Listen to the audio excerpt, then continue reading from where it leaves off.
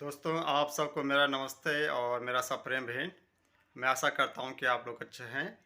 दोस्तों, क्या आप अपने जीवन में बुद्धिमान होना चाहते हैं? क्या आप अपने जीवन में सफल होना चाहते हैं और आप एक विद्वान होना चाहते हैं? इसका जवाब है हाँ। हर एक इंसान अपने जीवन में बुद्धिमान होना चाहता है, सफल होना चाहता है, बुद्धि को पाना चाहता है, बुद्धिमान होना चाहता है। और बुद्धि को पाने के लिए हर एक इंसान बहुत ज़्यादा प्रयास करता है, बहुत ज़्यादा उसमें वो एक्सरसाइज करता है। अगर हम सांसारिक शारीरिक बात करें तो वो बहुत सारे हेल्दी डाइट लेता है। दूध हो गया और आपका बॉर्नवीटा हॉर्लिक्स हम अपने बच्चों को देते हैं ताकि उनका माइंड क्या हो, शार्प हो, उनका माइंड तेज़ हो, उनका दिमाग तेज़ हो, उनको बुद्धि मिले और वो अपनी पढ़ाई में अच्छे से वो स्कोर कर सके, अच्छे से अपनी पढ़ाई वो कर सकें।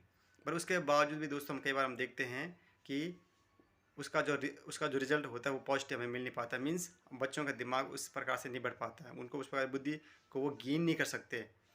क्योंकि ये बुद्धि ऐसी चीज़ नहीं है कि हम किसी काम कोई चीज़ खाकर या कोई चीज़ एक्सरसाइज करके इसको हम गेन करें, नहीं। ये परमेश्वर की ओर से हमें मिलता है दोस्तों। और वो तभी हमें मिलता है कि जब हम अपने जीवन में परमेश्वर का भय मानें। क्योंकि बाइबल का एक वादा है, बाइबल में परमेश्वर का वादा है, बाइबल के द्वारा परमेश्वर हमसे कहता है, उसका वादा है, the fear of the Lord is the beginning of the knowledge. परमेश्वर का भय मानना ही बुद्धि का मूल स्रोत है। दोस्तों, अगर आप बाइबल को जानते हैं, बाइबल को पढ़ते हैं, अगर आपके पास बाइबल हैं, तो आप बाइबल में आप देख सकते हैं नीति वचन उसका 1 अध्याय का 7 पद में कहता है कि परमेश्वर का भय मानना ही बुद्धि का मूल स्रोत है। दोस्तों, बुद्धि को देने वाला परमेश्वर ही है, उसके ही द्वारा हमें बुद्धि मिलती है। बाकी कहीं भी हमें किसी अन्य कामों के द्वारा हमें बुद्धि नहीं मिल सकती। क्योंकि जब तक हम जिस परमेश्वर ने पूरी दुनिया को बनाया, पूरे ब्रह्मांड को बनाया, उसका भय मानना नहीं होगा, तो कैसे हमें बुद्धि मिल सकती है? हम कुछ भी गलत काम कर सकते हैं, अपने आप को हम असुरक्षा में हम डाल सकते हैं, अपने आप को हम अनसेफ कर सकते हैं, अपने आप को हम परीक्षा में डाल सकते हैं। क्योंकि जब हमारी बुद्धि नहीं होगी तो हम कैसा, हमारे पास परमेश्वर का भय नहीं होगा तो हमारे पास बुद्धि नहीं होगी। हम मूर्खतापूर्ण काम हम कर सकते हैं। पर दोस्तों, मैं आपको इनकरेज करना चाहता हूँ, आपको उत्साहित करना चाहता हूँ। परमेश्वर का जो वादा है, परमेश्वर कहते हैं कि परमेश्वर का भय मानने से ही हमें बुद्धि मिलती है दोस्तों। तो आप परमेश्वर का भय माने, परमेश्वर के डर में रहे, वो आपको बुद्धि प्रदान करेगा।